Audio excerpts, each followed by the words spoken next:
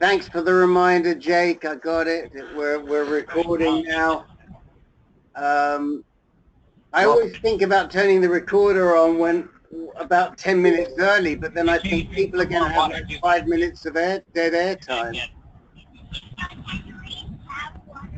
So sometimes the most interesting conversations occur before the 8 o'clock. Yeah, you're right. Now, I don't know who caller 02 is, but we'll find out. But that's who we're getting background noise from.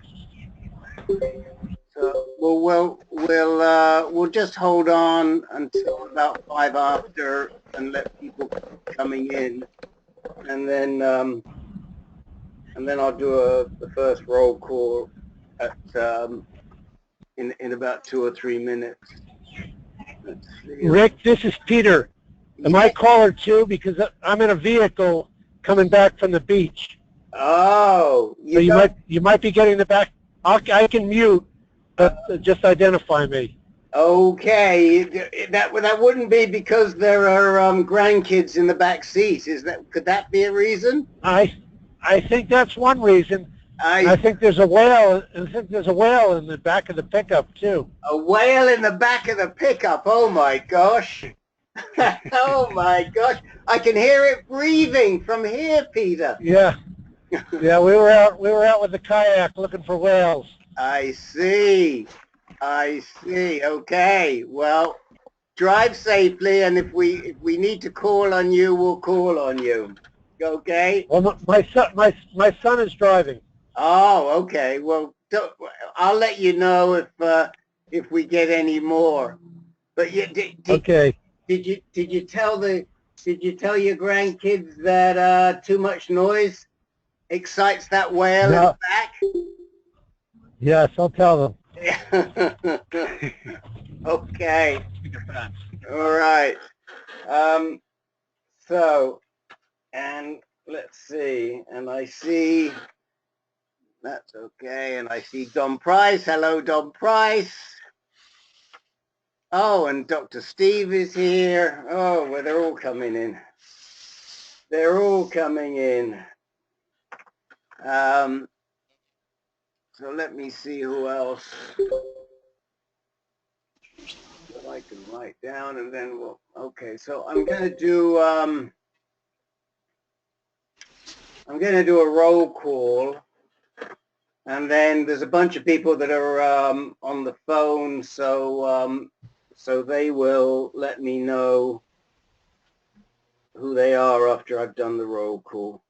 So here's who I see: Jeff Ledoux, Mel Smoke, Jim Cameron, Albert Biasio, Bill Franklin, Jake Hannum, Len Sierra, Paul Frieda, Steve Bornstein, Eric Bookbinder, and you can start identifying yourselves.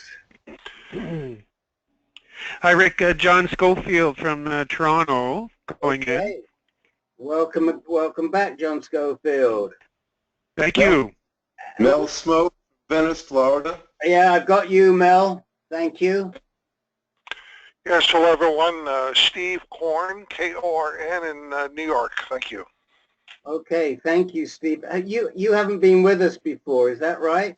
Not on the specialty group, no. Okay, all right.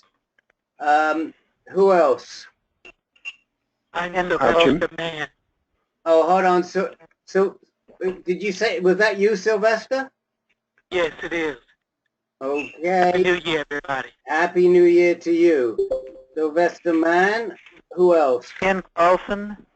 Oh, hi, Ken. How are you? I'm good, Rick. Ken Carlson. Anyone else? Jim Harrington, Rick. Oh, Jim Harrington. Okay. I've got you. Anyone else? Yes. Who is that? Who said yes? Jay Curran. How do you spell Corinne? C-U-R-R-A-N.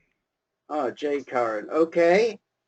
Okay, welcome. And we haven't spoken to you before, if I'm not mistaken. Is that right? No, I've spoken to one of your associates. Okay. All right. Anybody else? Hey Rick, Len Sierra. I'm on the telephone because my internet connection wasn't holding up. Okay. Yeah. No, I saw you there before, and then you switched. All right. Yep. So let me read who I've got, and then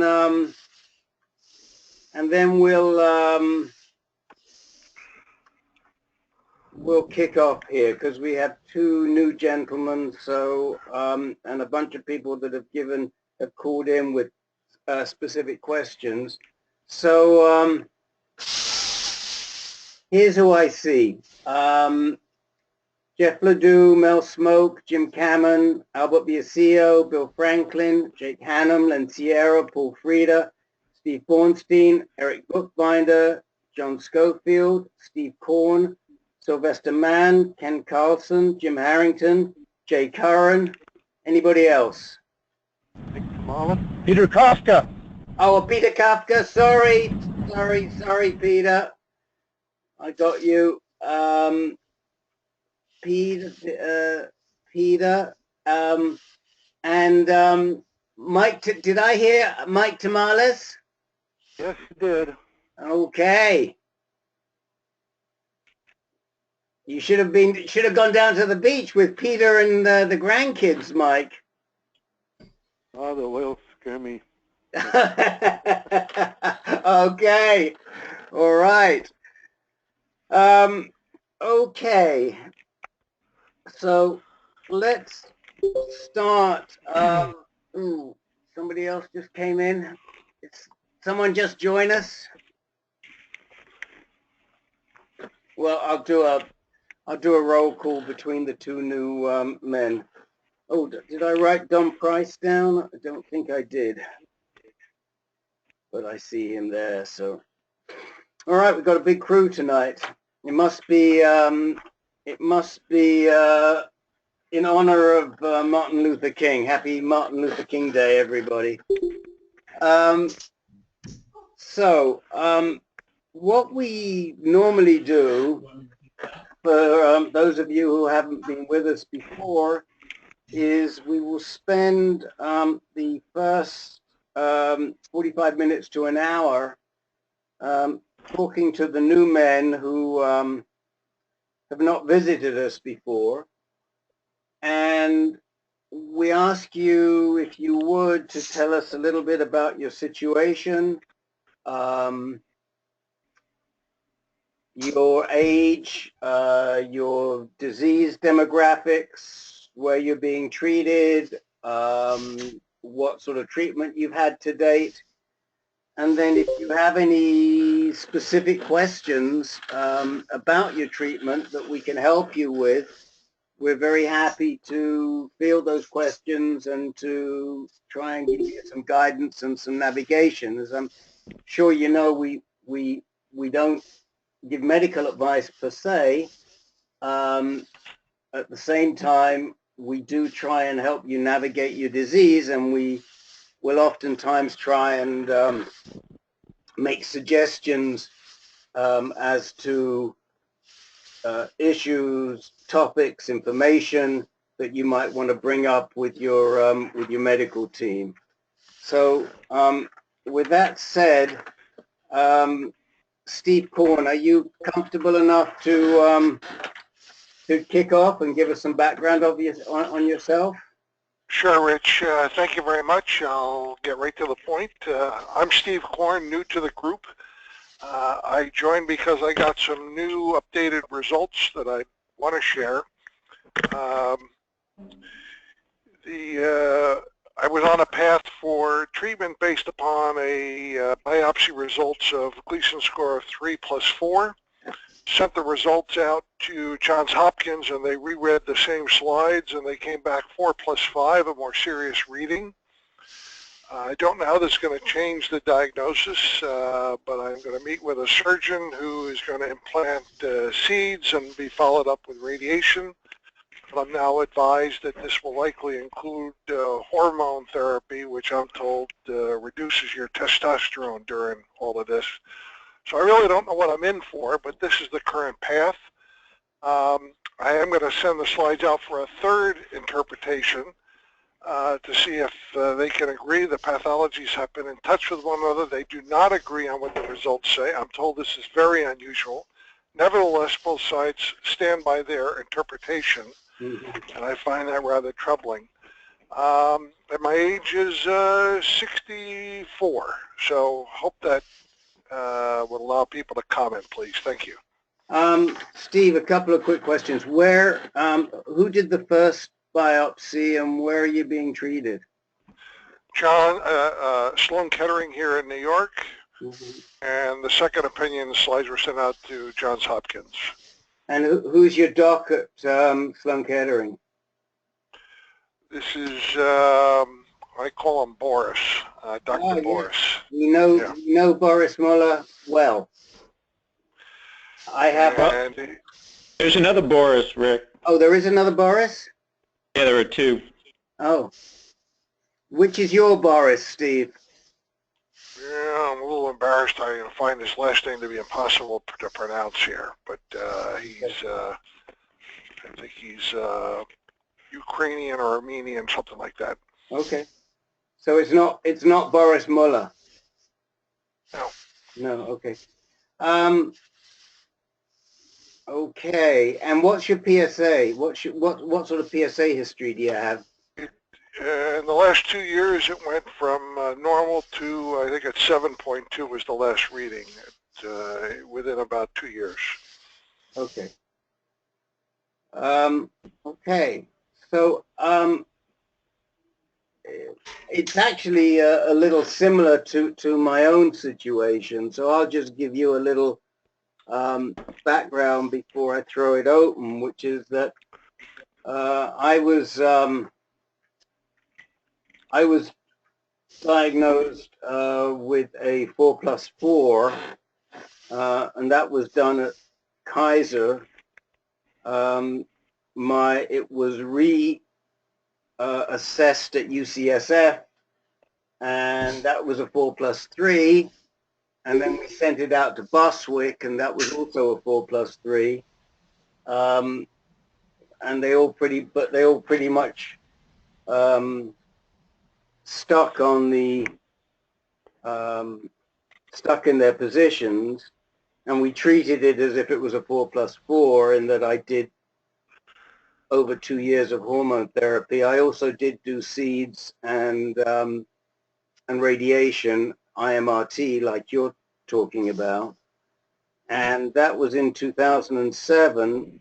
The hormone therapy went on through 2010. And I seem to have, knock on wood, I seem to have a durable remission. My PSA has been low for about 3 years now. It took a long time to come down. So I do understand. I guess and I will also say that I don't regret my treatment decisions. I weighed up whether to have surgery as well, and I didn't think it was worthwhile.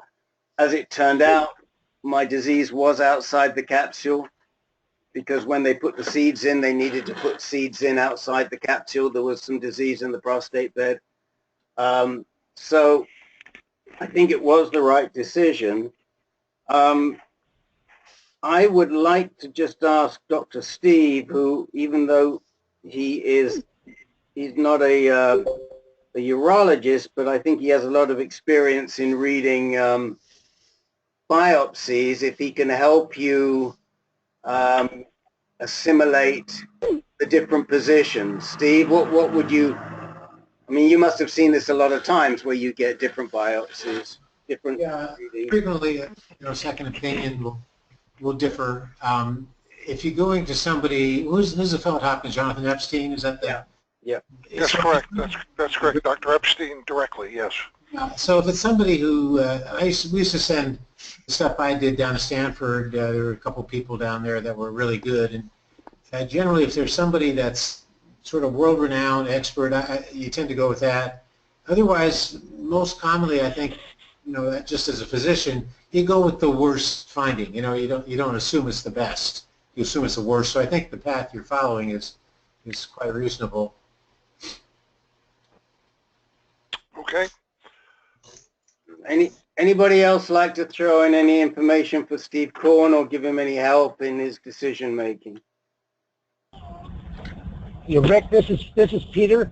Go ahead, Peter. Hi, Peter. In all truth, hi Steve. In all truth, we met Steve in our low grade disease a number of weeks ago. Okay. And at that point, we were looking at 3+4 and everything was cool. But as a 3 and 9, I have to wonder if seeds is the right way to go. And I think Steve does have extracapular extension. So the disease could be more serious. And I know on the Inspire website, a number of guys wrote back to him recently and questioned whether brachytherapy was the way to go on this one. Are we talking brachytherapy or just gold fiducials so that he's having either SBIRT or IMRT? Steve, do you know what you're going after here? Well, it doesn't sound the appointment with the surgeon to do the implant of the seeds is a consultation at the end of the month, but that was based upon the original 4+3 results. I don't know if the recommendations are now going to change, but in any event, the slides are going to be expedited out quickly here to another third party. Well, let me just. Only advice I got was that we now may need to do hormone treatment that begins before the surgery. That's the only thing I heard on the phone today. Before the surgery or before the radiation? I thought it was before the surgery, if I understood correctly. So let me understand what sort of treatment. What is your primary treatment that you're looking to do here? It's implantation of seeds and 5 weeks of low radiation treatment, and now to be augmented with hormones. That's okay. That's the current view. Okay, so I do understand. That's what I thought you said. So there's a couple of things here. First of all, I would beg to differ with Peter. I think that the choice of seeds plus radiation plus hormone therapy has been proven to be very effective in high-risk disease. Not seeds alone and not high-dose radiation alone, but the combination. Let me just ask you, how many of your cores were positive when you did how many cores did they take and how many were positive? 6 out of 14. Right. So again, interesting, very similar to my own case. I think I had 7 out of 14. And was there an awful lot of cancer in those cores, or was it a relatively small amount?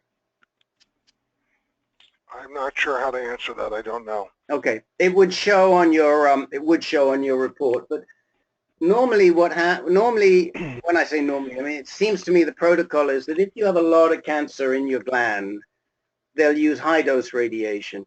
If you have lesser amount of cancer in the gland, they'll use seeds. Let me comment, because it's what brought me to this wonderful group to begin with. I had posted something originally. I have dual hip implants, and I'm told that the metal interfere with the high dose radiation. Apparently, you need a great deal of precision. I'm not eligible for that, and that was one of the very first things I was told. I have to go with either surgery or low dose radiation. That's what I've been told so far. Okay, well, I'm eligible for high dose. Think that it's, I mean, personally, if it were me, I'd be happy with that choice, and that choice did work out for me. So I don't think it's about, I mean, whether you have extracapsular extension or you don't, whether you have seminal vesicle invasion or you don't, I believe, for me personally, brachytherapy plus IMRT plus hormone therapy was workable, and there are papers. In fact, there's a recent paper. I'll try and dig it out and send it to you afterwards. I'm sure I've got it bookmarked. That supports that. So I don't have the reservation that Peter has. Not that surgery on top of it, if you were eligible for surgery, would be, it wouldn't be foolish, but you'd be opening yourself up to a whole bunch of additional comorbidities for possibly not too much benefit. We don't really know how much benefit, but the advice I got today was the effectiveness between surgery and the plan technique is about equivalent. That's what I heard today. Yeah, I mean, I spent a lot of time researching that, and I've visited this question many times since, and it's a very hard question to answer. But the best quantifiable number I got was from the fellow that heads the is the chair of the Department of Urology at UCSF, Peter Carroll, who says that he thinks maximum there's about a 3 to 4% benefit in getting a durable remission from adding the surgery. And for me personally, that wasn't enough to make it worthwhile going through all of the additional comorbidities. I mean, that's my own personal preference. Okay. Anybody else like to jump in and talk to Steve about this difficult decision? By the way, I was 56 when I was diagnosed. How old are you now? 66. That was 10 years ago. Got it. Thank you. Okay. Anyone else? Rick, this is not advice, but is anybody as shocked as I am that MSK and JHU would have such a huge difference in reading the pathology report? That's scary. They're shocked too, but they stand by the results. That doesn't do you a lot of good. They're both shocked. They're saying that this is very unusual. Well, Yeah. I mean, the one thing I can tell you, Len, is that when I went through the same thing, Mac Roach, who at the time was the head of the of radiation oncology there, and he was the one that suggested I went to Boswick. He said he had more confidence in Boswick than he did in his own guy. I forget his name now. I have it down some of it, but so you know, it's I don't know what to say to you. So I'm not. The answer is I'm not shocked. Because You know, the other thing you could do, you get a third opinion and go with the people that agree the most in 2 out of 3. I mean, that, I guess if it would make a big difference in treatment, and it would, you might consider a third opinion since there's so much difference between the first 2. I think that's what he's going to do, Steve. Isn't that what you said you're going to do? Yes, it's going to go to Yale pathology, and that's already underway. They'll go out this week. I mean, the only other thing I would say is that you might want to consider is David Boswick, who's now, he's not with Boswick Labs anymore. I forget where he is. Again, I have it on my bookmarks, but I can't look it up right now whilst I'm moderating here.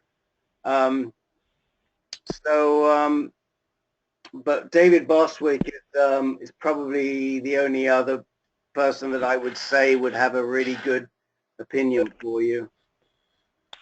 I mean, the importance of it is, you know, if the treatment you're going to receive is much more morbid with the based on a pathology report, you know, you don't want to go through that if you don't have to. Right. You know, and if you're having radical prostatectomy done or not based on the pathology report, which is pretty morbid, I would say, you know, you want to really think that one out. It sounds like what you're having is either IMRT or SBRT plus a year or more of ADT. You know, I don't know. I mean, and I've been through the SBRT and the ADT now for over a year, and I mean, that's tolerable. I think it's to me, I agree with Rick.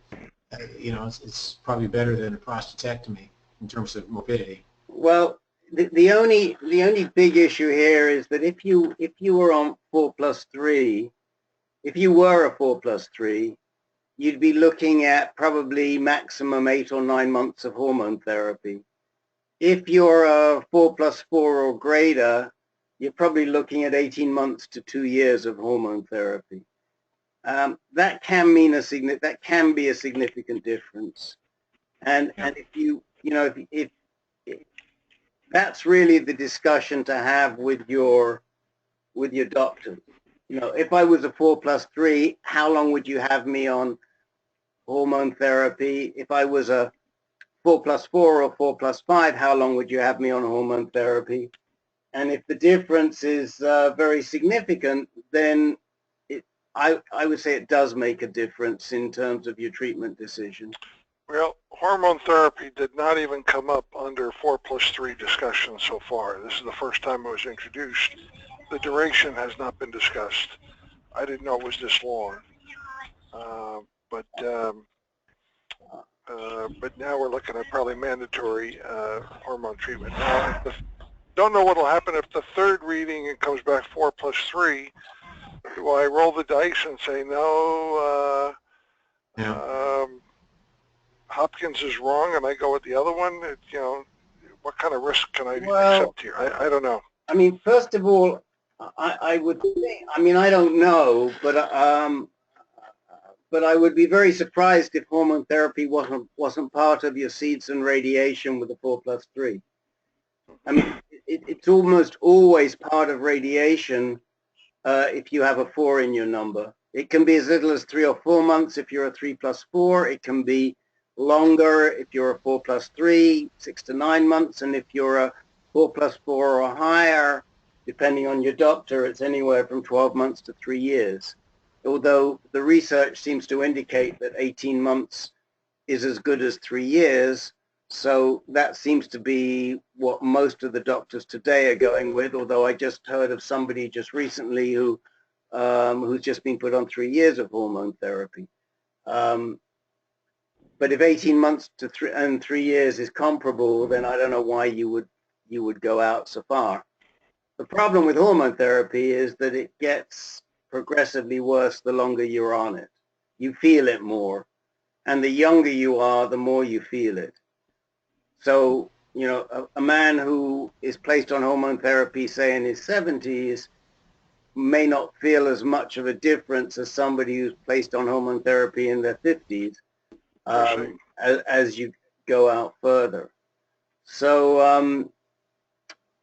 I think the first step, you're doing all the right you've got all the right moves in there.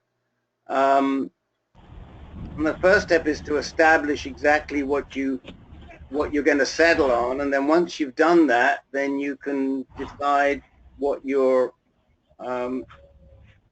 the right treatment decision. And it looks like low-dose brachytherapy and IMRT is going to be a treatment of choice for a number of reasons, not the least of which are your hips. So then it's just an issue that you have to coming down to the hormone therapy. Now, it's typical that you start the hormone therapy about 8 weeks before you start the radiation, because the hormone therapy tends to weaken the cancer cells, so they're more susceptible. It also may shrink the gland a little bit, and so they would reassess that before they match you for your brachytherapy. I will also send you there's a very good hormone therapy pamphlet that's published by UCSF that I was much involved in the original draft. They're about to update it, but at least it'll give you a good feel for hormone therapy. And then the other thing that you have to be well aware of is that if you're going to embark on this process, there are certain things that are really important, such as exercise. Exercise and diet are important, but exercise is particularly important for if you're going to be on longer-term hormone therapy. And Sloan Kettering has a fantastic exercise support program.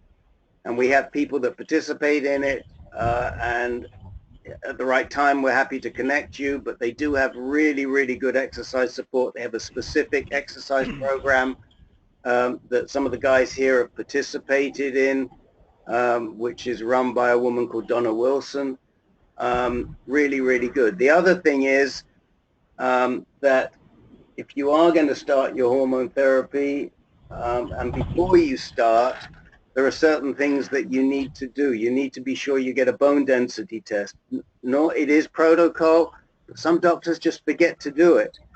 You need to measure your testosterone before you start taking the hormone therapy, just so that you know what your baseline is. You know what your normal level of testosterone is. Again, a lot of people don't do that, and then later they regret it.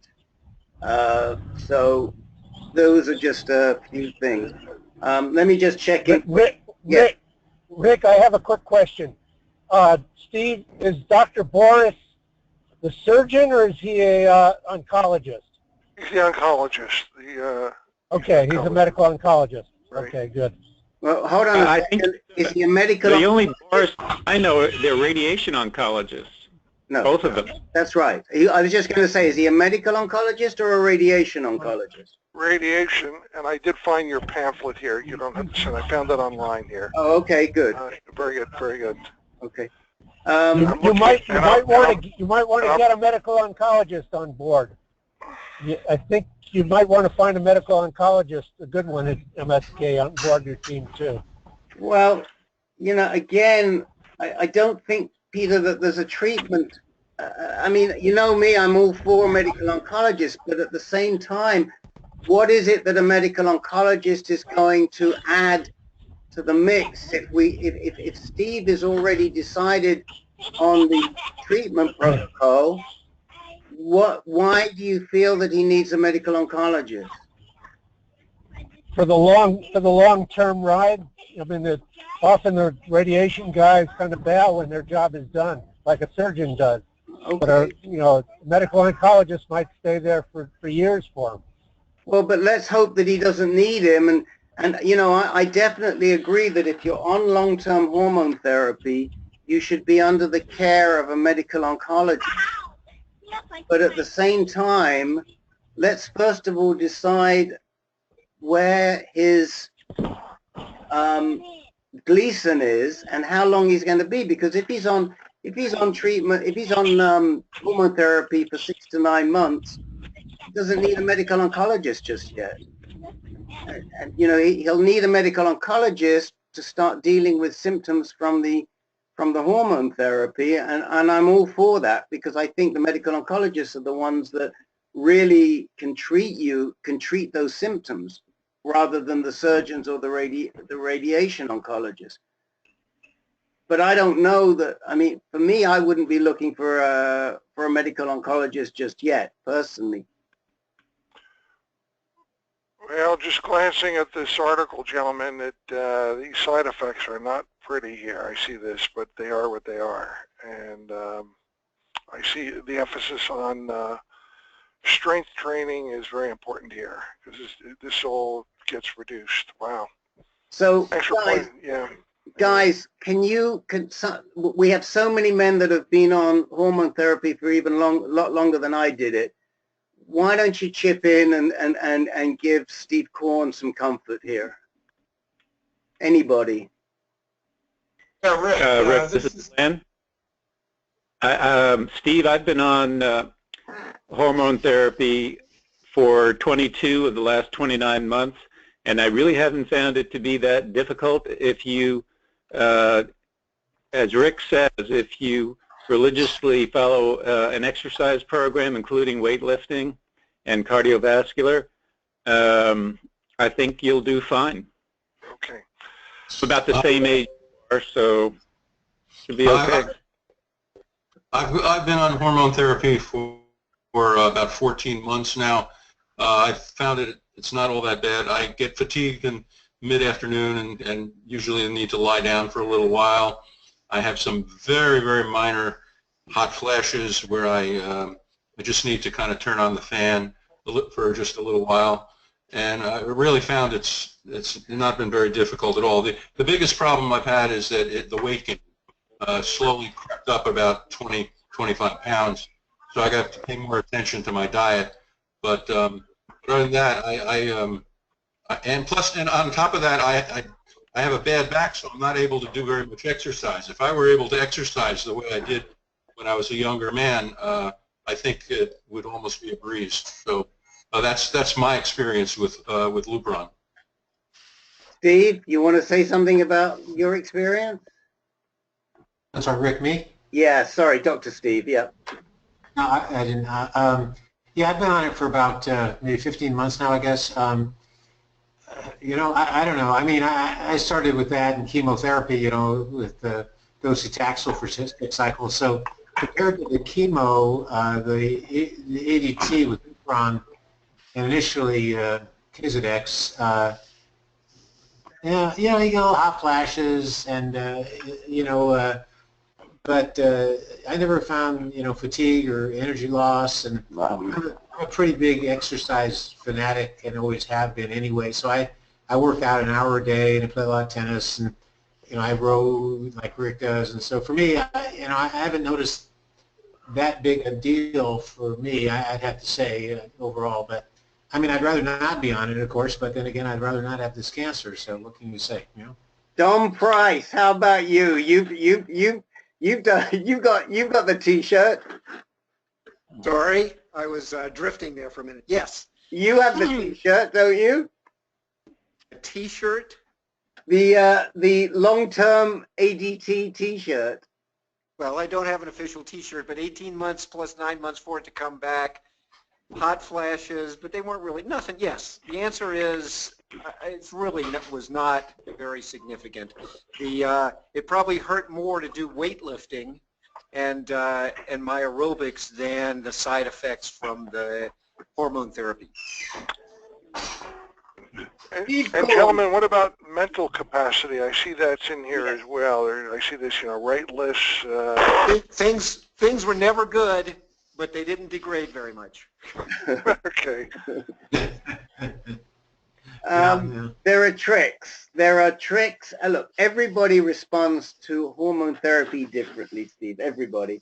I have a very good friend who was a very high-level executive at a huge $100 billion plus organization, and he had to stop the hormone therapy after about 6 months because he couldn't maintain his job.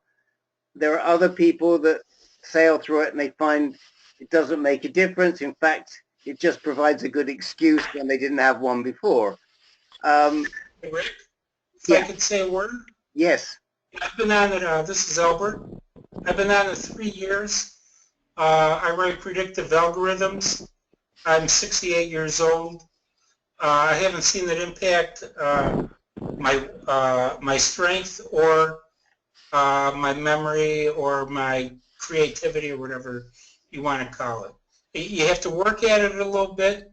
You can't be a little couch potato like when you were normal, but you can mitigate many of the effects that are advertised. Yeah, as far as the mental capacity thing, you know, the older you get, the less questions you can get right on Jeopardy, basically. That's my theory. I watch Jeopardy most nights, and I still seem to be doing about the same as always. So I don't know how to gauge that, really, because I think everybody is not doing what they were doing when they were 30 years old, you know? I'll tell you, I think I had worse memory or facial recognition when I was taking, what's the first pill that they give you when they start you off with ADT? Casodex. No, it was Lupron? Casodex first. Blame it on chemo. So, but I had, when I first was put on medication, a pill, I did have a lot of trouble with facial recognition, but then that went away. And, you know, I think my wife probably doesn't think I'm normal, but I think I am. So, I mean, I guess what we're saying to you is don't be too intimidated by the hormone therapy. There will be issues. We're around. We have a huge amount of experience, as you can hear just from the sample of men who are participating today. and we'll support you.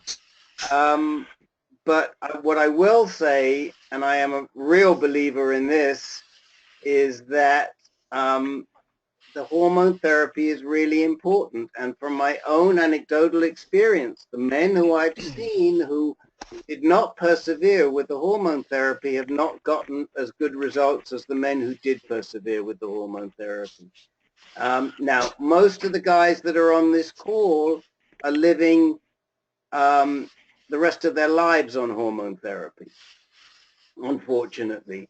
So if you want to give yourself any chance of not doing that, it's important to go through the protocol that they set you, whether that be 9 months or 18 months or longer, to give yourself the best possible chance. Well, what I hear, first of all, you guys are terrific. What I heard was it's likely to be 18 months or up to 18 months and then maybe a 9-month recovery back to some sort of normalcy. And it may go on longer than that. I also heard you say beyond 18 months may not have much benefit.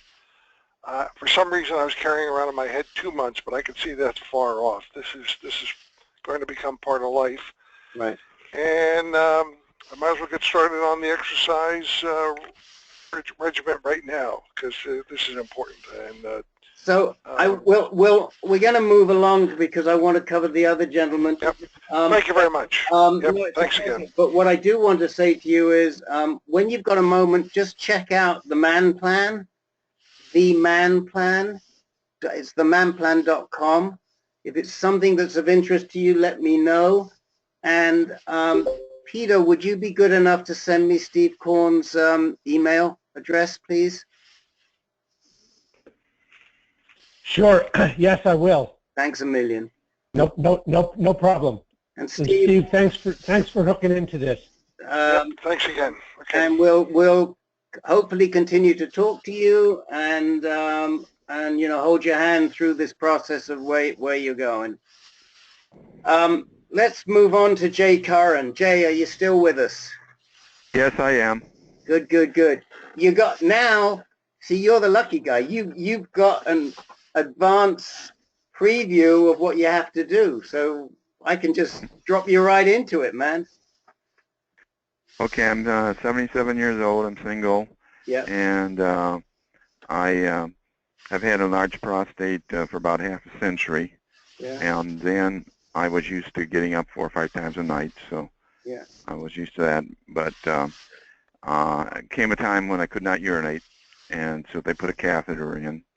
And so coming out of that, I had 4x5s and about the same number of 4x4s on the Gleason. Mm-hmm. And so then they did that was biopsy.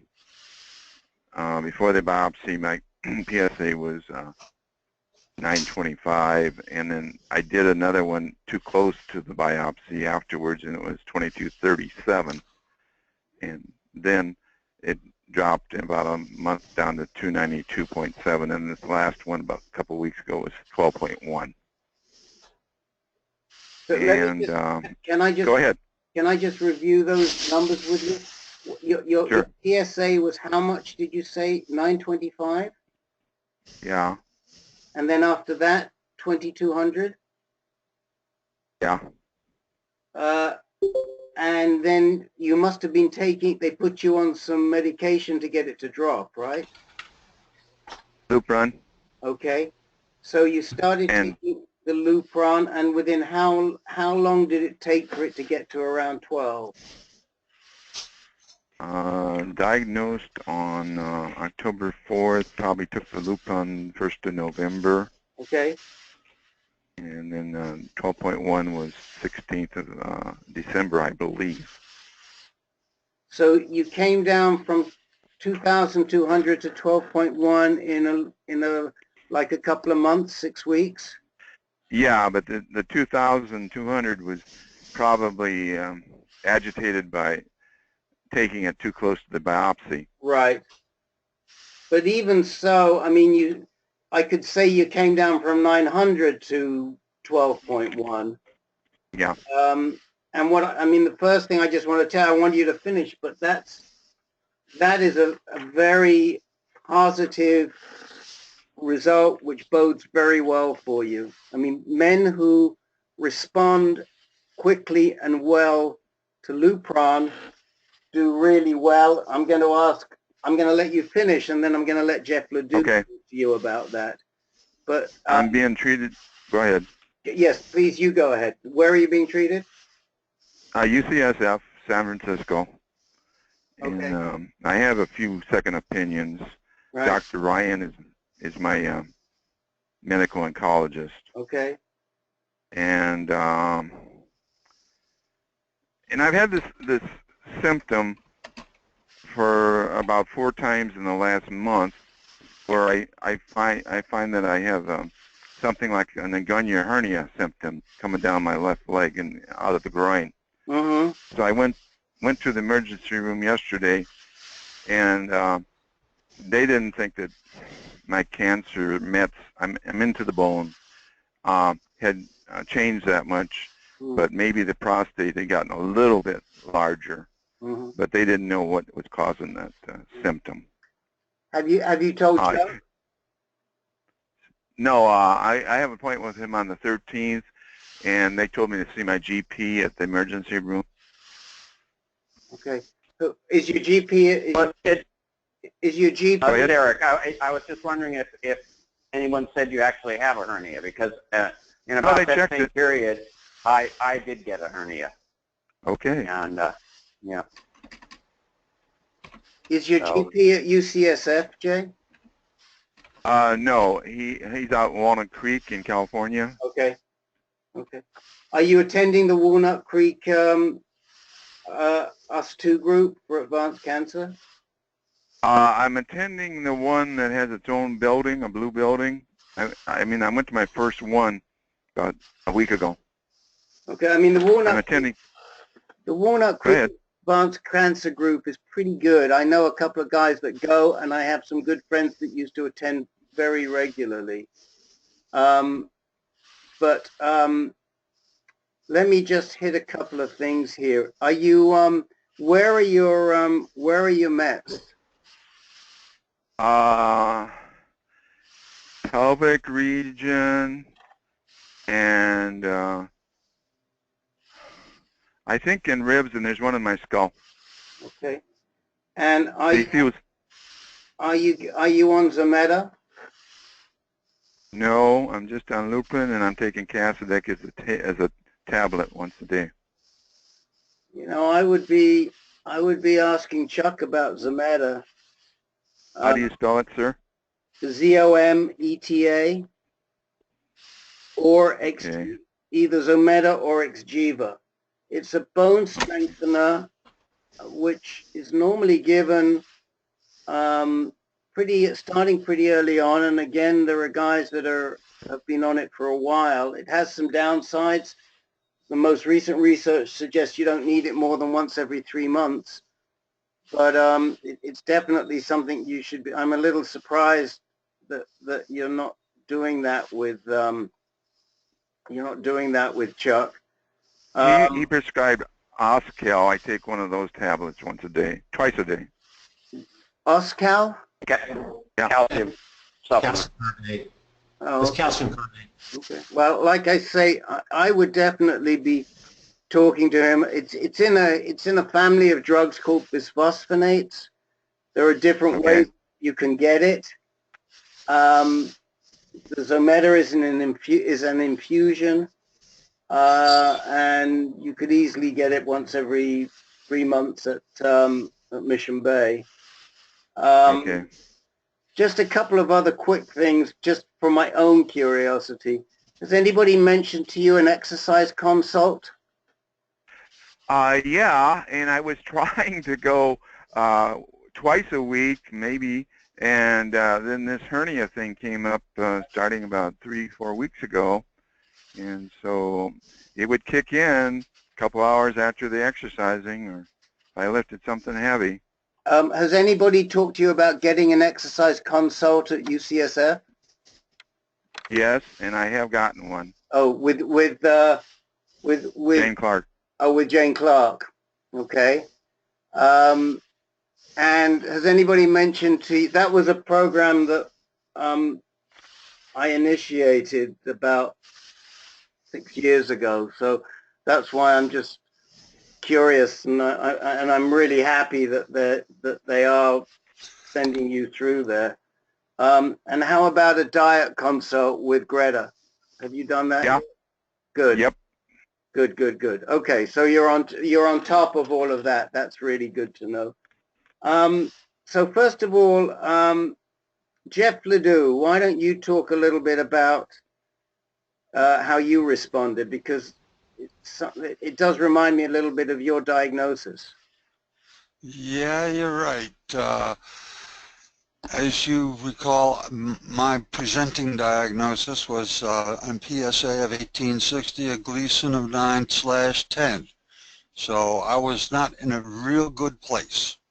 They put me on Degarelix, and the 1st of December 2014, I started chemotherapy. I went through 6 cycles and did very well. By the time we hit June of 2015, my PSA was down to 0.15. It started to creep up. I was put on Casodex in June of 2016. I also, at that point, changed and got myself a med-onc to work with, and we have been working together, he and I, and as of today, I'm in a good place, quote unquote. PSA is at 1.22. I've had Provenge. What else? 26 months on ADT with the Degarelix. So that looks like that's going to be a lifelong sentence. And the big thing, I was having quite a few hot flashes. Those are gone. I'm not having them anymore. So I've quit the black cohosh, which I used to control the hot flashes. Don't need it anymore, so I've stopped it. The only other thing is pretty significant ED and sexual dysfunction. And I am 73 and I still have a libido. Steve, Dr. Steve, your diagnosis was also a little bit similar to this too. Yeah. Why don't you talk to Jay? By the way, Dr. Steve and I both live in the Bay Area, Jay. Great. Yeah, it's a similar story. I mean, I also, after a PSA of 1,000 bone mets, chose not to have a prostatic biopsy. In retrospect, that was probably not a brilliant idea, but didn't at the time. And but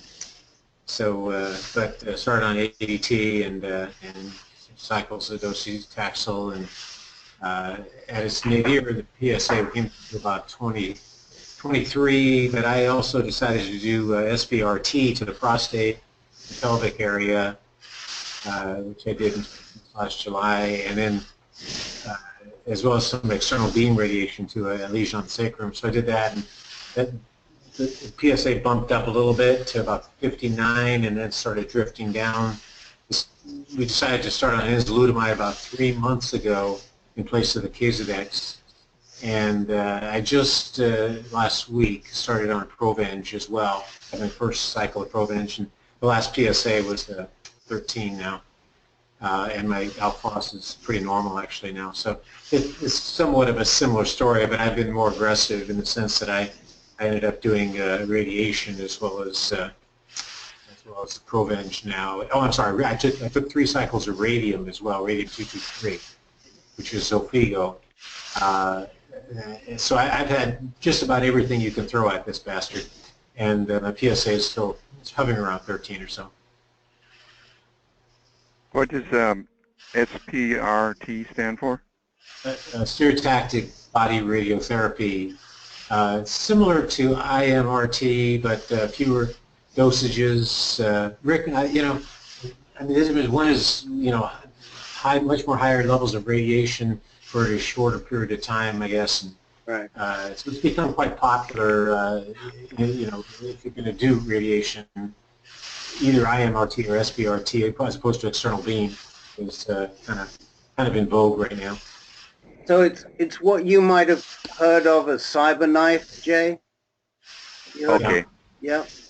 Now, yes, CyberKnife is one variant of the SBRT is actually done with the Varian machine, but I mean that's sort of all under the category of CyberKnife is what it's all called now. Yeah. So there's a couple of things that occur to me that I know if I was going to see Chuck, I would want to raise with him for a diagnosis like yours.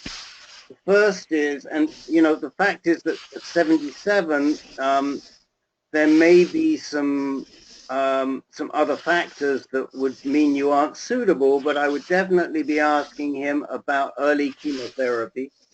As you heard, both Steve and Jeff both had early chemotherapy, and Chuck is well on top of the benefits of introducing chemotherapy early into the treatment course. And I think it's a discussion that I would be wanting to have if it were me. The other discussion that you might want to have with him, which is what Steve just mentioned, which is this whole concept which is becoming more and more in vogue and accepted, but not necessarily practiced frequently, is what's called debulking the tumor. And that means some sort of radiation treatment to the prostate itself.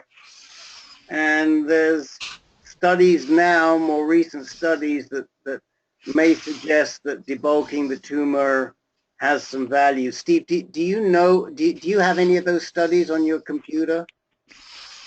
I don't. I think it's not only the debulking, especially if you're combining it with some sort of immunotherapy like Provenge or, you know, Prostac in the future, but it's this so-called abscopal effect where basically it releases antigens that stimulate your immune system, and that's what they're really hoping for, is by actually releasing these antigens through damaging / destroying the prostate gland itself, your immune system is better able to cope with the fewer prostate cancer cells that you may have, especially if you've undertaken ADT.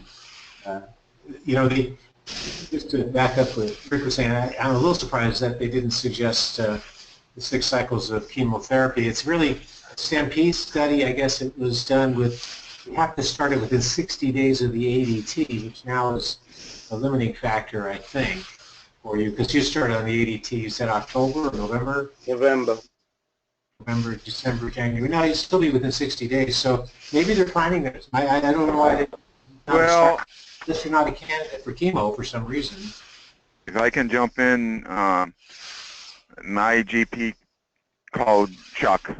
They talked for about half an hour, and I don't think he's advocating it right now. I'll find out in February, the 13th. Maybe I'm beyond that. How did you hear about us, Jay? How did you hear about this group? I had lipoma in my shoulder as a young man, and they told me I'd have to have that out about every 10 years. Mm-hmm. And one time, early on, they called it sarcoma, but then they backed off on that. And but this last time, in July, they took it out again, and they said it was sarcoma. Mm-hmm. So I had been in a support group the first time that had happened a long time ago. Mm-hmm. So that was my first thought when I got the diagnosis, and I called different numbers, and they hooked me up with the Marin group, and they kept talking about Chuck, so that's who I tried to get. How did you hear about us, though? How did you hear about Mr. Steve Brown? Steve Brown, yeah. He wrote me and he told me, yeah. I used to I used to co-moderate that Marine group up until a couple of years ago. Okay. With Stan. Longer now, probably up until 3 or 4 years ago. I used to co-moderate that group with Stan. So yeah, Steve Brown told me that he'd recommended. He didn't give me a name though. So, well, Jay, what I would suggest to you is feel free. Do you have a pencil there? Yeah, I do. Take my email down, which is rd@ancan, A, N as in Nelson, C as in Charlie, A as in Alpha, N as in Nelson, ancan.org, rd@ancan.org. Send me an email so that we have your email address so that we can continue to place you on the distribution here. And assuming you would like to be on the distribution, you are always welcome to participate. I know the UCSF system and the doctors very, very well. And so I can certainly help you in any way if you need any help or advice. Okay. For navigation. Go ahead. I have one question, or maybe two, but I got one question. Go ahead. What about physical castration? Well, unless there's a reason, an economic reason or a logistical reason, I don't know why anybody would want physical castration, because the benefit of having chemical castration is that it's reversible. And if you were ever a candidate for intermittent hormone therapy, you could go back and you could allow your testosterone levels to rise. Secondly, there's a lot of new stuff going on with bipolar androgen therapy, as people on this call will tell you. Or if you go to our website, ancan.org, and you look at some of the past calls, there's been a lot of discussion about bipolar androgen therapy, and that it probably makes sense to not that your testosterone is going to be generated to that level by yourself, but I would allow it to be reversible. What is your thinking on it? Well, I don't think anyone told me that my testicles would become smaller. So if you can continue on with the chemical castration, do they eventually disappear? I guess you're saying no. No. Speak to that, Rick. Be the size of a peanut, but they won't disappear. Okay. Good point. But the other thing to think about is that testosterone is not the source, largely is the testicles, but the adrenal glands also produce a testosterone-like substance called DHEA, and that's also blocked by the peripheral blockers like enzalutamide and so on, Kazidec. So, physical castration has some disadvantages. I just don't see the advantage why you would want to go through surgery, and probably still need to take something. Okay, and the other thing is just on this, I call this a Lupron brain. I'm not getting what I want to say out, but on the hernia, I guess that'll resolve itself through my GP and maybe a urologist over at UCSF. Mm-hmm. Yeah, I mean. Okay, thank you. Definitely discuss that with Chuck. I mean, I would send Chuck get onto the UCSF email system. Yeah. What's it called, Peter? That UCSF email system? MyChart. MyChart. Thank you. MyChart. Yeah, get onto MyChart and tell him that you've got these issues and get him involved in it. I mean, definitely, I would suggest that. As far as the Lupron brain is concerned, are you doing any regular mental exercises? I mean, do you do like Sudoku or crossword puzzles or anything like that on a daily basis, or are you still working? No, I'm retired. I'll sit down at the computer and I'll say, why am I here? Well, that didn't happen before this 3-month period. And it'll come to me, but why I'm there. Well, I mean, the one thing I would say to you, Jay, is that it's probably good. I mean, what I did was when I was on Lupron was I used to play a rubber or bridge almost every night on the computer. But you need to do some sort of exercise like that because you need to really force your brain to be active and to work and to try and use your memory. I think it's very just as physical exercise is important, mental exercise is important too. And of course, the physical exercise does help the mental state. But I would really encourage you. Is there anybody on the call that would like to address these, brain exercise? There are two things, Rick. First of all, what I went through this afternoon was stay active, physically active, getting the blood flowing to the brain, and I have a low heartbeat anyway. I'm bradycardic. So heart rate of 54 this afternoon. He said, you want to get that up to 60, 65, or 70. And if you're exercising, get it up higher than that. The more blood you get to your brain, the better it's going to be. The other thing, as you say, exercise, reading, crossword puzzles, anything of that nature will help stimulate the nerves in the brain. And he said, my oncologist said that has been shown to reverse some of those effects that we get from the ADT with not being able to carry on a cogent conversation. Okay? Anyone else? Just it depends on the severity of it. I think anybody in their 60s, 70s there's going to be forgetfulness. You're going to say, Jesus, I can't remember who starred in that movie. Was it Denzel Washington? I can't remember. I mean, that's sort of normal aging. But if it gets to be where you can't function, you sit down in front of a computer and you say, I don't know why I'm sitting here.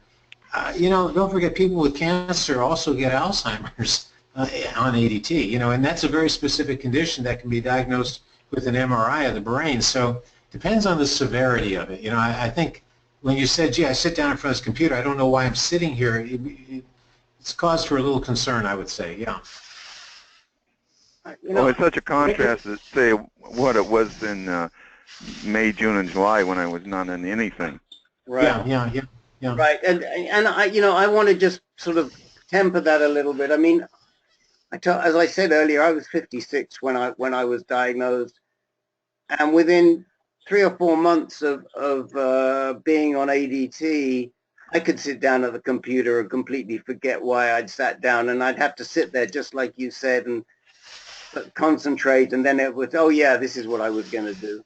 So, the Alzheimer's, the dementia work with ADT is a little sketchy. There is some work on it, but there's no. It's more of a correlation than anything that's causal.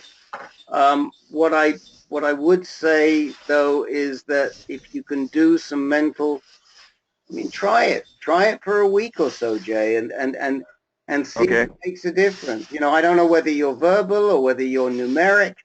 But, if you're numeric, try Sudoku and you'll get into it. And, I know a bunch of people that have done this and it's made a huge, huge difference for them. And they've been skeptical to begin with. Frank Kelly, didn't we get you on a program doing this on a trial? Yeah, there was some lady out of, I think, the East Coast. Cedars. Got my name from somewhere. Yeah, Cedar Sinai in New York. Okay, and they were ran you through these different screens that started off pretty simply, and you might have like a bunch of jellyfish floating around, and they have 3 of them there, and then all of a sudden there'd be 10, and you have to follow where the 3 went and point them out after they've been wiggling around for probably about 10 seconds. And then they got other screens where you're identifying the difference between one bird and the 14 other birds that are on there. And you have to figure out what the difference is, and it speeds up. And then, so over about 3 months, you're doing these pretty high intensive identifying of different things they want you to identify. And I found it got harder and harder and harder, which it was supposed to do. And she got mad at me because I tried to do it faster than that. I used to try and do 2 a day. And she said that that's not part of the study. But I said, yeah, but if I don't do 2 a day, I kind of lose the ability the next day to pick up where I left off. And it kept it fresher. So she said, well, if that works for you, go ahead and do that. So it was about a 3-month study. But what they were doing was studying the dementia potential of how you dropped in your thinking ability from day 1 of this test to 3 months later. And you had to be on ADT for, I think, 9 months to be qualified for the test. Did it help you, Frank? Do you think that those mental exercises? Well, actually, I enjoyed it, other than it got to the point where it was too hard. Because these birds would flash like 1 second or half a second. And then you had to pick out the one bird that was different. There might be 12 of them up there in a circle. And I did all right. But the results came back as the group that over a time on ADT, there is a mental degeneration. And the problem with the test, if you were to do it without a test, would be have some middle levels in between and repeating of some levels that would get you more comfortable with the quickness of the eyes having to find these things. But no, you couldn't go back and do other examples. You had to just keep moving forward. And I did. I found the last couple of weeks just incredibly hard to come up with the identification of these things. Well, I found it fun. I found it helpful, and but it wasn't something I could find to do. You turned me on to whatever that number game is. Sudoku. Yeah, Sudoku, and I did that all right for a while. But when they got harder, the mind just couldn't cope with it. My wife ended up taking the book away from me and doing all the extreme levels herself, so because it was a good challenge for her. But some of the stuff was such a challenge that it was actually depressing not to be able to get to the upper levels. I think, Rick. Yes. Rick, one of the things I found is just participating in these phone calls every week is a mental challenge and stimulating, and it increases your social mobility. You learn new names. You learn where people are. Understanding people's treatments and the names of drugs. It's amazing how much it stimulates the intellect. Well, Jay, I think the bottom line is that if you're starting to feel it now, then it's good to start figuring out a program for yourself, whatever works best for you to try and get active. Whether it's buying into one of these brain programs that they advertise all the time, or crosswords, or bridge, or Sudoku, whatever it is. Try and start using something to keep your mind active on a daily basis. Okay. I find reading the paper is a pretty good way to stimulate yourself. Better than watching the news on TV. Reading the actual news so that you have to follow paragraphs, words that you may not know, things like that. But I read the Wall Street Journal every day, and that does give me some mental stimulation that I think is productive. Okay, we're going to move on. We've only got about 45 minutes, and I've got 4 people that asked for time already. So we will have some time for everybody else, but not a heck of a lot. So let me just do this. I want to do a quick roll call, see who's still here, and then we will go through quickly with Jeff Ledoux, Ken Carlson, Frank Kelly, and Jim Harrington.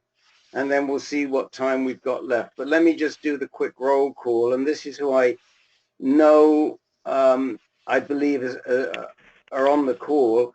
Jeff Ledoux, Mel Smoke, Jim Cameron, Albert Biasio, Bill Franklin, Jake Hannum, Len Sierra, Paul Frieda, Steve Bornstein, Eric Bookbinder, John Schofield, Steve Korn, Sylvester Mann, Ken Carlson, Jim Harrington, Jay Curran, Len Sierra, Peter Kafka, Mike Tamales, and Don Price. Have I missed anybody? Frank Kelly. Frank Kelly. Anyone else? Paul Hobson. Hey, Paul Hobson Paul. from Melbourne. Are you still in the hospital? I've shifted hospitals. I'm now in a rehabilitation centre. Okay.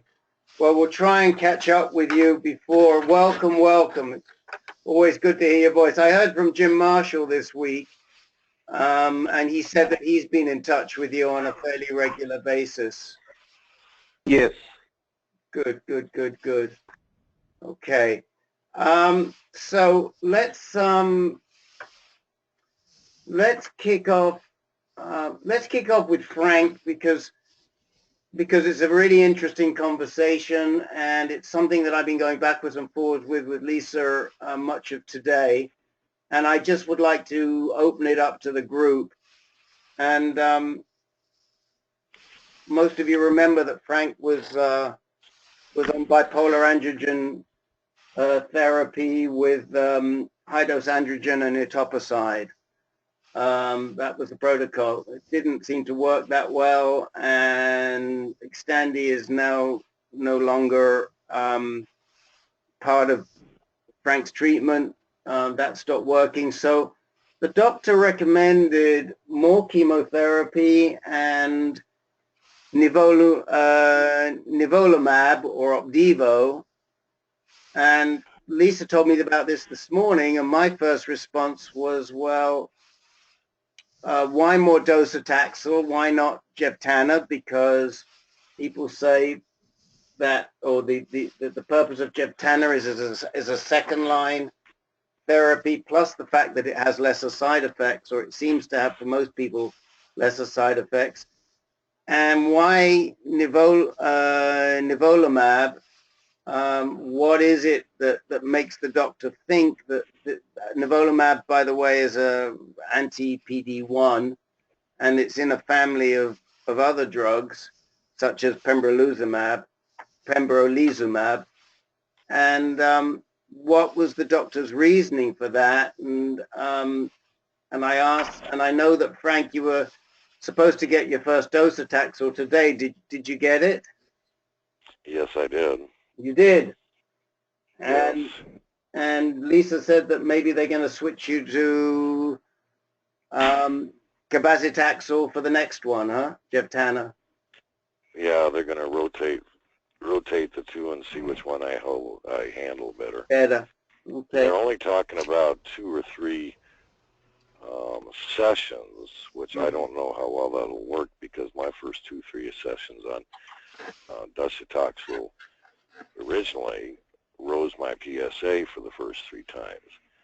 It wasn't until the last 3 times where it dropped, and then as soon as I was off the docetaxel, up it went again. So his idea is to kind of at least put a halt on the rise, or maybe even a little bit of a drop, and then go to the immunological drug base. And the new one that you suggested sounded like an intrigue, because we did see the oncologist today. Sounded intriguing because it's actually not a transfusion. It's a shot. It has not near the side effects of the one the doctor was suggesting. I don't remember what the names were.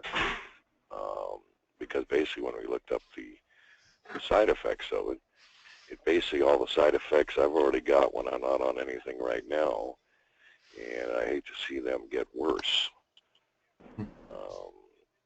Side effects being intestinal problems. I think high blood pressure was in there.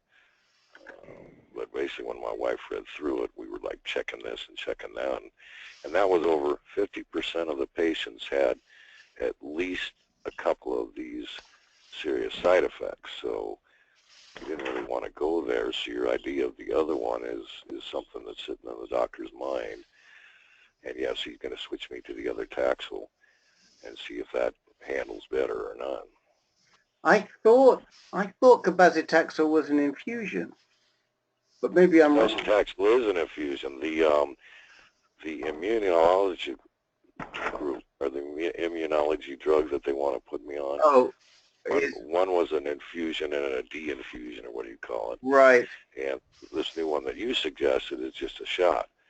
No. The one I suggested is definitely an infusion because I've actually seen it being infused. I don't know about nivolumab. Steve, do you know if nivolumab is a infusion or a shot? I don't. I'm not sure. My wife's telling me it is an infusion, but it's not the kind you send out on Friday to get back on Monday. Oh, no. Yeah, he's comparing it to Provenge, right? Yeah, no, it isn't. It's just it's point inhibitor of some kind, probably, right? Yeah, it's a short infusion. It takes about 30 to 45 minutes. The pembrolizumab. I don't know about Opdivo. I think I do. The brand name he's probably heard of is Keytruda. Keytruda is the pembrolizumab. Yeah. Yeah. And I do know the Opdivo is an infusion because I know somebody who's getting it, and he gets an infusion I think every 2 weeks with it.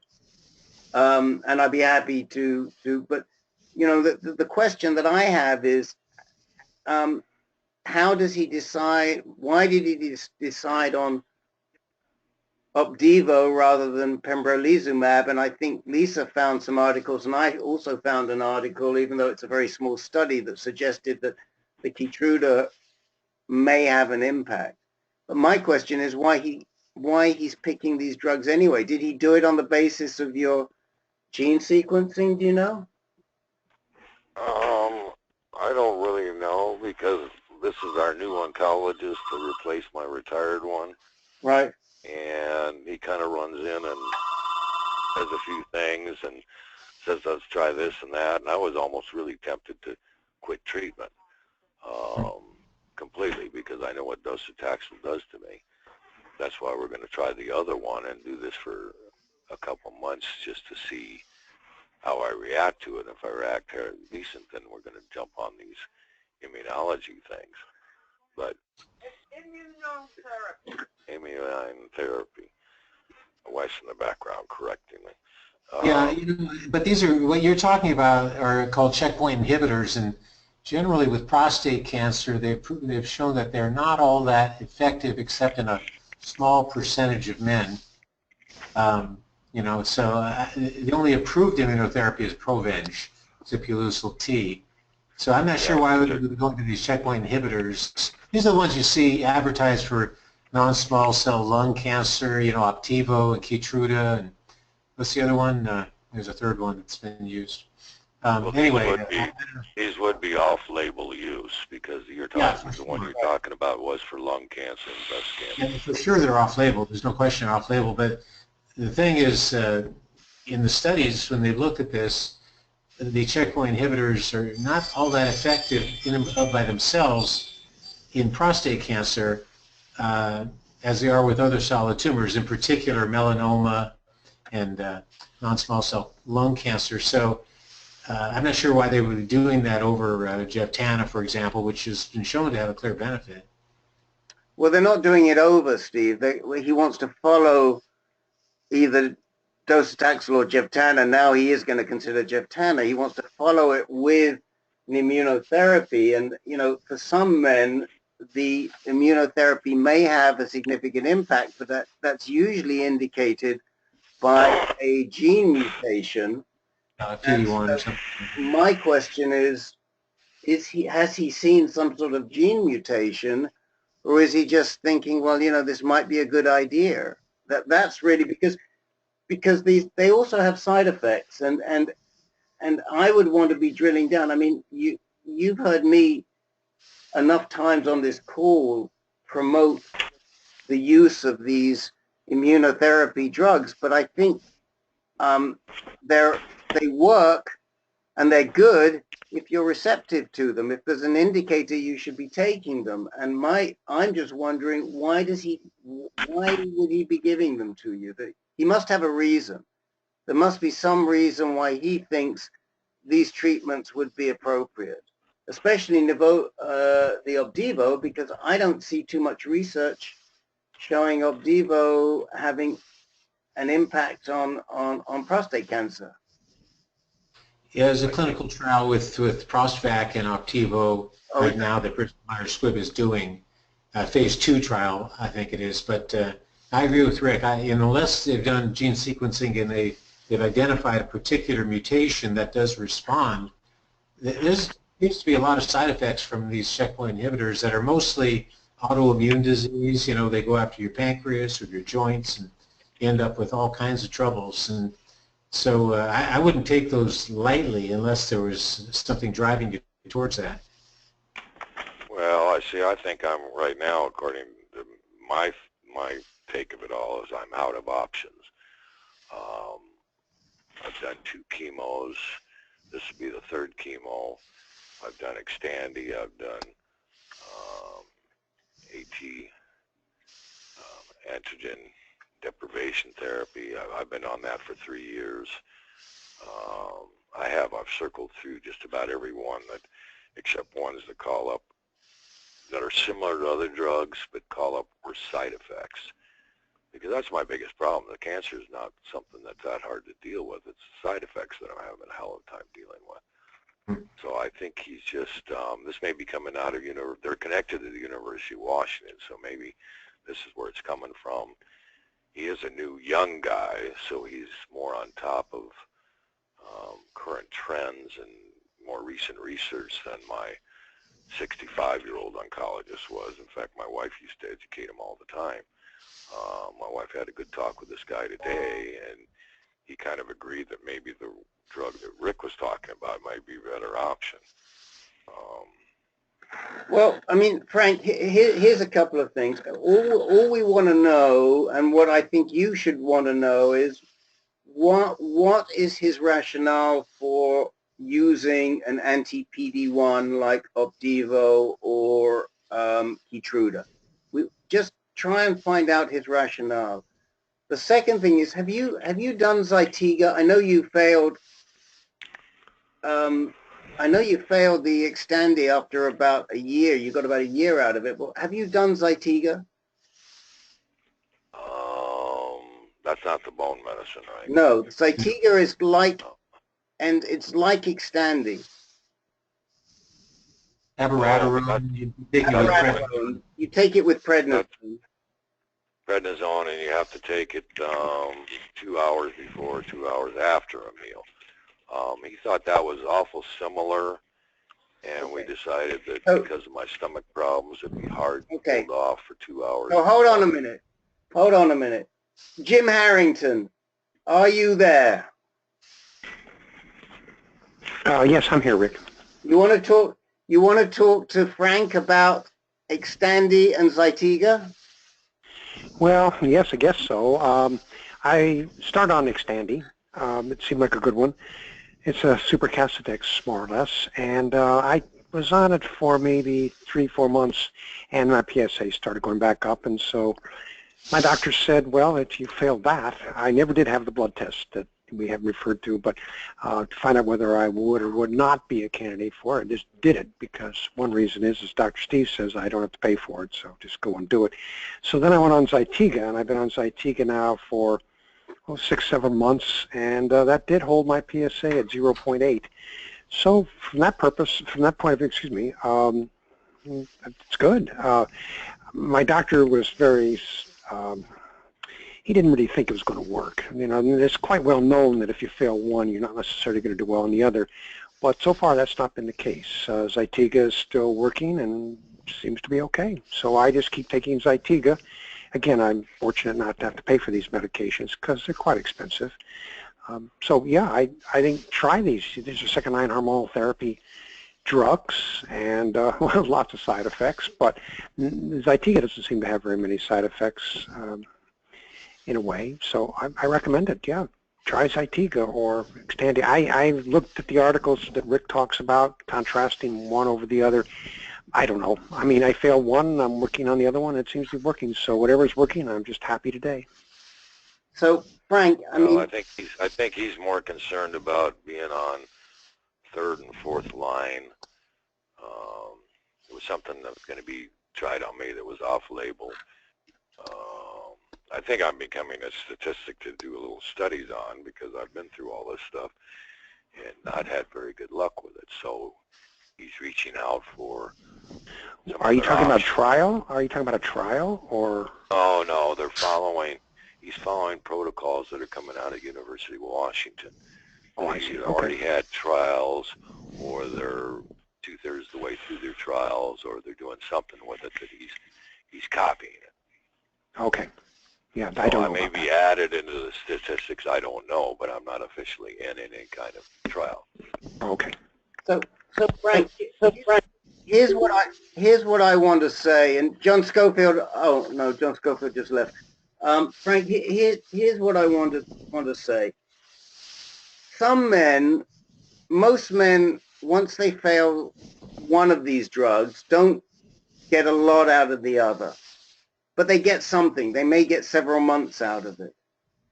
Some men get benefits from both drugs. Now, the fact is that since you got a year out of Xtandi, you are probably not ARV7 positive. And so that means that you might get something out of Zytiga. And what you've basically got to consider is whether the side effects that you're going to be looking at from trying Zytiga and prednisone are any worse or better than trying an immunotherapy drug. The one thing we do know is that there is a strong likelihood that you might get some more time out of the Zytiga and prednisone. You might not, but it is a drug that's commonly prescribed to a lot of men. We know we have a side effect profile for it. And because you did so well on the Xtandi, if it were me, I would be saying, I'd like to try the Zytiga along with the Jevtana. There's no reason why you can't do those at the same time, but I'd like to try the Zytiga before I go down this immunotherapy path. That's my thought. I don't know. Anybody want to jump in on that? I agree. I think that's the way I would tend to go too. The advantage of the abiraterone, the Xtandi, is that the prednisone in the dosages they gives you a euphoric effect, so you kind of feel good on it. Most men feel kind of pretty good, because if you just took 10 milligrams of prednisone every day, you're going to feel pretty good, kind of euphoric, and so you sleep a little bit better oftentimes after the first month, and so that's an advantage. If you're the main reason, I mean, it's not exactly clear why you say all these are failing. It's just PSA, or are you having other symptoms as well that, more pain, or what is it other than the rising PSA that's bothering you? Well, what really bothers me is the fact that I'm not too capable of eating enough. I barely put enough in my body to keep it at least stable at about 118 pounds. I have it down to 111 pounds, and all this stuff just eats up my intestines. There's nothing wrong with them. They've done many a CAT scan to find something wrong with them, but it almost feels like I've got an ulcer or a twisted intestine or something, but they don't find anything. And I'm fucked if I don't eat, and I'm fucked if I do eat. Yeah, sounds like it. Yeah, yeah. Yeah, sometimes I feel like I'm better off not eating, but you got to put something in there. I don't even worry about the sugars anymore because certain things taste a lot better, especially with going back on chemo, will taste a lot better than dry cereal and things like that. It gives me somewhat of an appetite. So the appetite and the intestinal problems are actually, they go back way before I got confirmed to have prostate cancer, but I had it under control just as far as dealing with it for about 8-10 years, and then the chemicals going in me just shot it right down. I go from constipation to diarrhea. I'll go from, depending on what I eat, I never know what it is what I eat that does it. They say that they eat a lot of things with sauces on them. Well, we try to get rid of all the thickeners, which probably has something to do with it, and just try to whittle my eating habits down to something that's a little bit better, even though I'm putting all the sugars in me. So that is the real problem. When I was first on the chemotherapy, I took a 3-week break to go travel, and between being on the prednisone every day, I actually, for the first time in years, gained about 5 pounds. But then as soon as I came back, got back on the chemotherapy, down it went again. The first 2 were fairly easy to handle, but then the 3rd, 4th, and 5th, and 6th became very hard to do anything with. I force food down my throat, basically. Well, I mean, Frank, we're going to have to, unfortunately, we're going to have to move on because we've got other guys, but I really would encourage you to talk about trying Zytiga with prednisone, maybe even, right out, since you've started the chemo now, I mean, the Jevtana should have lesser side effects than the docetaxel, but I would definitely open it up and talk to him about it and see, you may get 6 months out of it. You may not, but you might. Yeah. Okay. So, and you feel free to call me.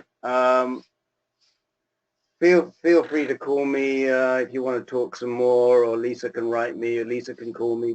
But that's just my take. That's what I would, if it were me, that's what I would be doing. Well, as I said before, right now I've been muddling through. We skipped 2 appointments for docetaxel because the back of my mind said, why do I want to do this some more when I feel shitty without it and even shittier with it? And my wife just talked me into trying this out one more time. But I'm ready to quit treatment just because it's that bad. Well, I mean, like I said, and I don't want to repeat myself, but Jevtana has lesser side effects, and Zytiga is a known quantity that's not going to be very different to the Xtandi and how it affects you. And those are those what I would be putting at the top of my list. Probably the Zytiga is number 1, and the Jevtana is number 2. Let's talk to Ken Carlson. Ken, you wrote me and you said you thought it was time that you needed to get back and talk to us. You want to fill us in a little bit? Sure, yeah. I had treatment about 5 years ago with IMT, 6 months of ADT concurrent with that. And then about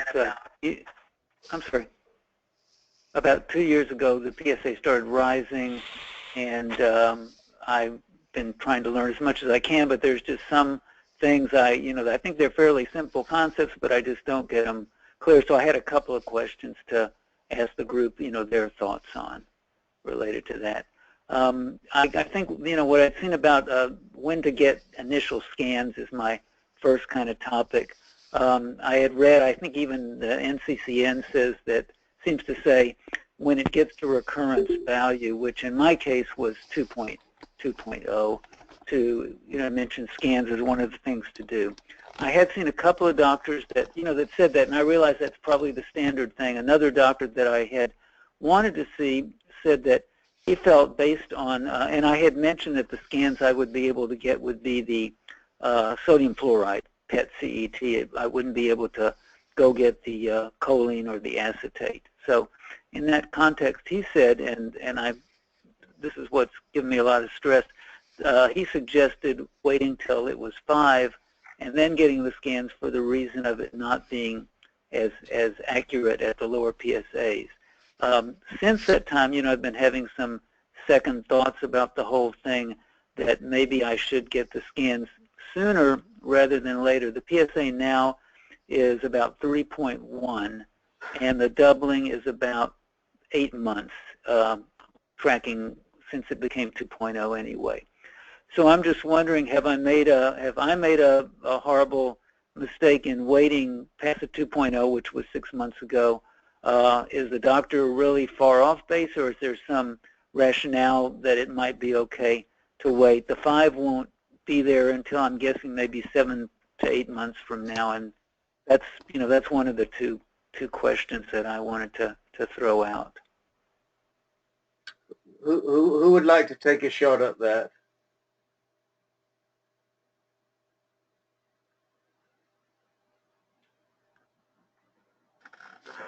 Well, no one. Look, I'll kick it off by saying that when the PSA recurs, there seems to be a huge spread of when people jump in. Some people will jump in as low as 2. Some people will wait till it gets to 10 or more. I think that the 2 number is a number that we see pretty frequently right after surgery. It seems like some doctors right after surgery will decide to intervene when the PSA gets past 0.075, but in the old days 2.0 was always the number. They've obviously brought that down a heck of a lot. One of the reasons being that they have better techniques to determine PSA. In terms of when to commence surgery, when to commence treatment when your PSA has been slowly rising. Like I say, we were talking about Chuck Ryan before. I remember Chuck Ryan saying he wouldn't jump in until around 5.0 or even higher. So I just want to clarify that I'm really asking now about the doing the scans and not the treatment.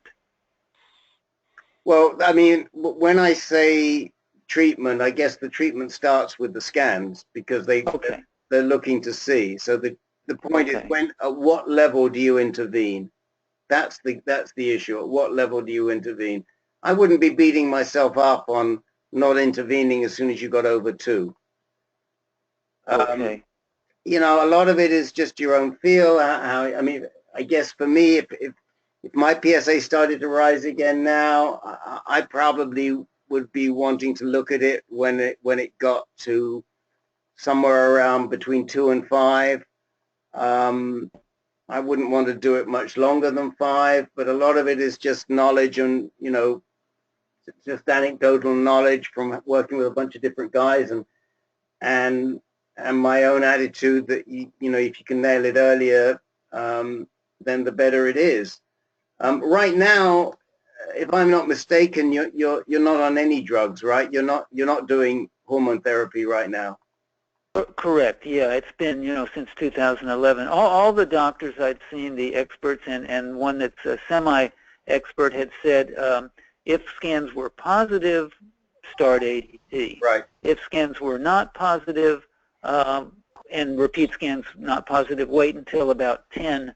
They all agreed on that. It was just when to get the initial set of scans is the difference. And so I've just gotten really nervous about that, and I'm not saying the doctor would refuse that. I think he was just trying to point out, and maybe in context of the type of scan, or maybe he was still thinking of the older kind even before the sodium fluoride. So just trying to wonder, do I just say, okay, let's do the scan now? Because I don't know how long one should wait for safety or things like that in between, big sets of scans, because a PET CT has a lot of radiation just in doing one. Peter Kafka, do you remember from PCRI what they were talking about as the lower limit on the sodium fluoride scans, PSA-wise? You're muted, Peter. Try again. You're muted. I thought it was around 2, but I can't tell you for sure. Yeah. I mean, I would say where you are right now, probably, if it were me, again, I don't want to give you advice. If it were me, I would be doing it though. Anybody else want to jump in on, when to start treatment? I mean, some of you have been faced with this issue. You've had recurrent disease, and you've had to decide when when to start getting involved again. I think considering the doubling time, that's a factor as well. Yeah. And Ken's got a pretty significant doubling factor. Yeah. Good point. Someone else? This is Jake. I was just going to say, since you've been off the treatment for so long, and your PSA is rising, that means obviously something's going on. So a scan would probably be a good idea at this point to find out what it is. Okay. Yeah, that certainly makes sense. When it became 0.6, my previous doctor where I lived before suggested I have scans just as, I just guess he just wanted to do it. So I did have scans at 0.6 and nothing was found, but I realized that's a heck of a lot different than continual rise to 3.0. Yeah, it's pretty clear that something's going on. Okay, yeah, that makes sense. Okay, let me just, I don't want to take up too much time. I want to ask, another question. If there's a new scan out that's being rolled out called Axumin, and a place in my area is starting to do it. So my question, I don't know if anyone's had it. That would certainly be interesting to hear if anyone's had it, but they've only had done like 6 people. Do you think that may be too few of a sample set to have done to have it, to have some assurance that they, know how to read it right, know how to do it right? I think it's just because I don't know why they're getting so few. They're trying to advertise and everything, go to the support groups and stuff.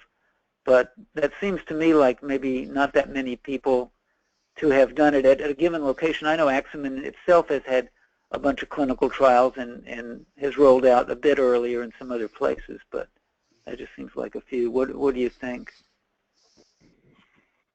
It's a tough one. I mean, there's a lot of information on Axumin on Inspire, and you can read the threads on Axumin. I always is that's F18, isn't it, Peter? Isn't the Axumin F18?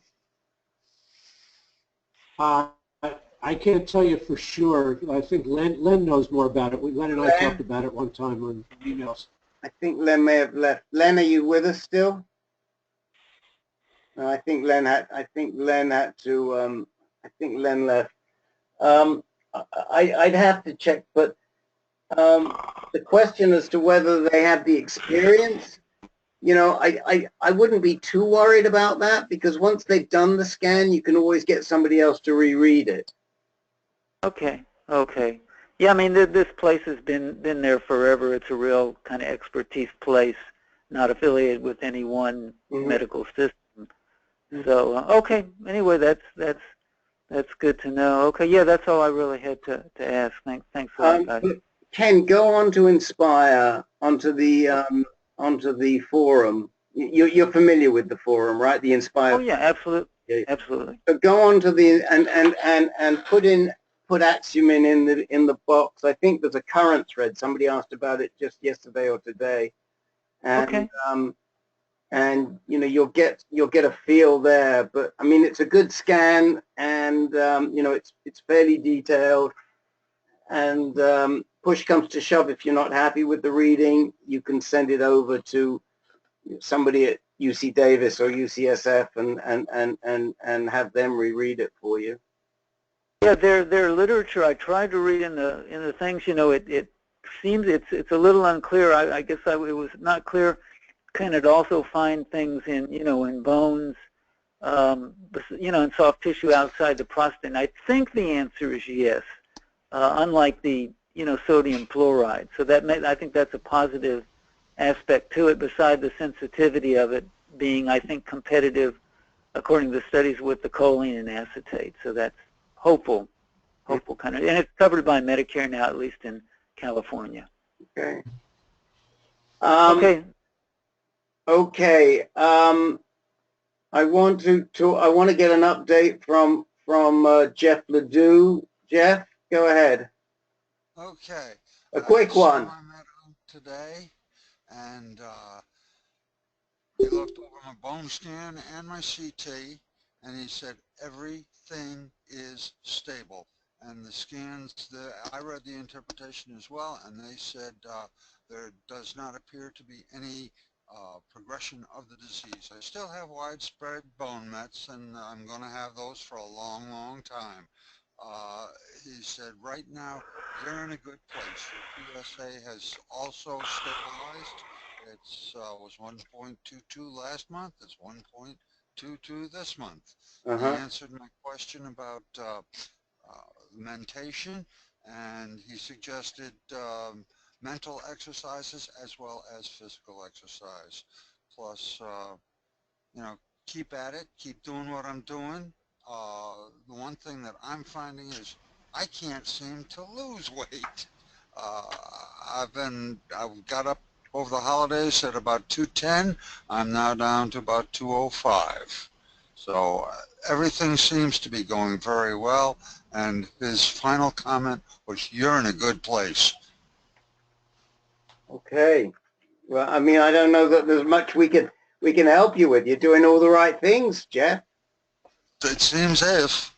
And I'm getting to go to Louisiana for their grand commandery sessions in March. Okay. And I'm absolutely thrilled with that.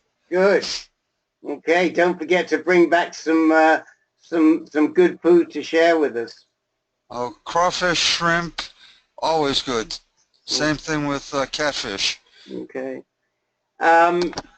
Jeff, Jim Harrington, you wanted to talk a little bit about side effects from Zytiga, abiraterone, and prednisone, if I'm not mistaken. Well, that's right, Rick. Actually, it's just a simple question. Anybody who's been on Zytiga, like all these second-line hormonal drugs, that one in Xtandi, there's a ton of side effects. But just speaking about Zytiga, anybody who's had it, been on it, gotten off of it, did anybody have any side effects? Okay, thanks. This is Don, and I was taking the Zytiga at the same time that I took the Firmagon, and so I couldn't distinguish any side effects of one versus the other, but generally there were not any significant side effects during the process of taking both of them. So. Yeah, I think, I've been taking Zytiga for a while, and I really don't think I've had any side effects, but one of the side effects, if you look at all of them, is headaches. I just wonder if anybody's, I really don't think that the headache or two that I've been having is related to that, but I'm just curious. If nobody's had any effects of it, that's good. I did not have any headaches. Anyone else on the call been on abiraterone? Paul here. Yes, Paul. The usual fatigue. Yep. Every cancer drug has fatigue. I found got my share with Zytiga. Nothing known about headaches. Okay. Yeah, I think it's rare, and I know in Xtandi I had some fatigue. I don't have so much with Zytiga, but whatever happens to us, we can always blame those drugs. That's easy. Anyway, that's all a question I have, Rick. I just was curious. I just wondering about it. But otherwise, it's been okay. What I will try to do, I'm making a note to myself, Jim, is I will look and see who has been on Zytiga for any length of time. And I'll send you and them a note, and then you can talk to them. I need to go in and see. Yeah, that's fine, Rick. I'm my med-onc I'm seeing next week on Monday, and I'll ask him about it, but you don't want to have a problem, when you really don't have a problem. So. No. And I'll look forward to seeing you for dinner. Yes, definitely. Maybe, maybe Dr. Steve wants to come up too as well. That's okay. Yeah. Anybody who wants to come to downtown San Francisco, around the convention center and the marquee, happy to having to join you. Happy to join all of us. What was it? January the 20? January the 30th, I think it is. It's Sunday night. Yeah, the 29th. January 29th. I'm sorry, the 29th. You're right. Yeah, I'll talk to Steve, but that might be fun. Yeah, sure. That's fine. I mean, I look forward to it, Rick, and talking with you. It's always fun to meet some of the guys. Some I know from us too here in New Jersey, but and even in New York with Richard Foodie. So. Right. So that's fine with me. Sure. Okay. So I'm sorry. I mean, first of all, you hear we've had a pretty busy call, and I haven't had time to do the usual check-ins with everybody, which I do like to do. So we've got very little time left. But does anybody have anything that is really pressing and that they would like to bring up? My birthday is Wednesday. Go ahead. My birthday is Wednesday. Oh, okay. Another year gone by. Okay, Mr. Ledoux. Would you like a chorus of happy birthday from everybody? No, actually what I'm going to do is Wednesday I'm going to sit down and have myself a little glass of scotch. Yes, that's my boy. Okay.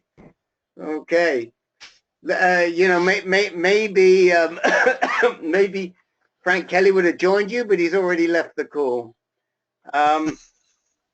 Anyone else? Somebody else started to say something. Well, I was just wondering, this is Jay. Yes, Jay. I was just wondering, I'm just getting into this labyrinth now. Are there some paths I should avoid, or some practitioners I should avoid, or some treatments I should avoid? Controversial. I would have to say that you're being treated at one of the best prostate cancer facilities in the country. Probably one of the, amongst the top 4 or 5 in the country.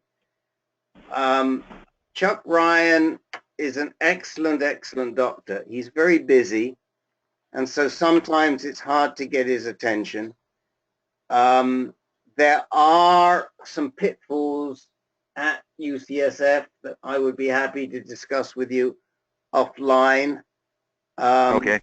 One big issue with Ryan is that you don't always get to see him, and you get to see his nurse practitioner, and she is not high on my favorites list, and so that can become an issue. At the same time, it's also difficult to switch.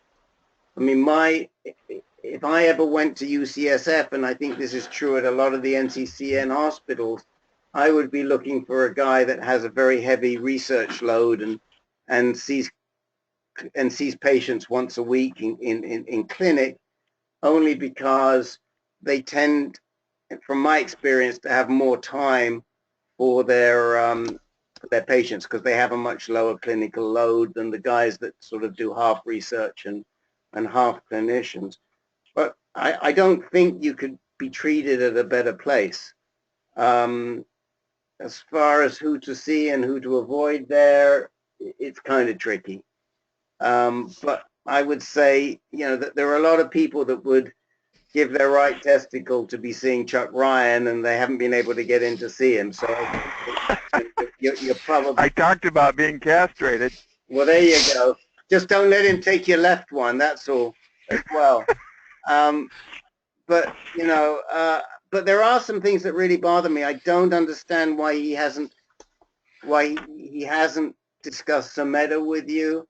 I don't understand why he hasn't had the chemo discussion with you. It may be something to do with what the PCP or your general practitioner and he spoke about, but at least they should be talking about it.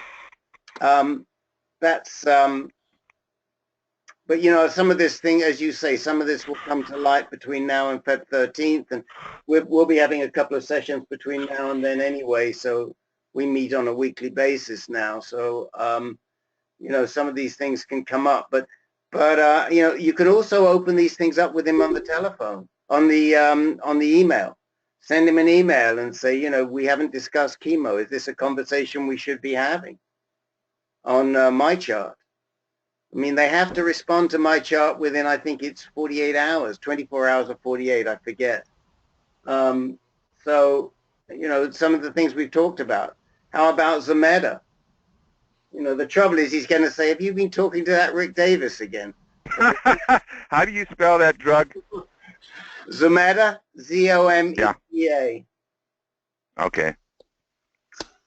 So, but yeah, I mean, there are issues, and you have the hormone therapy pamphlet that we were talking about. Did they give you the hormone therapy pamphlet?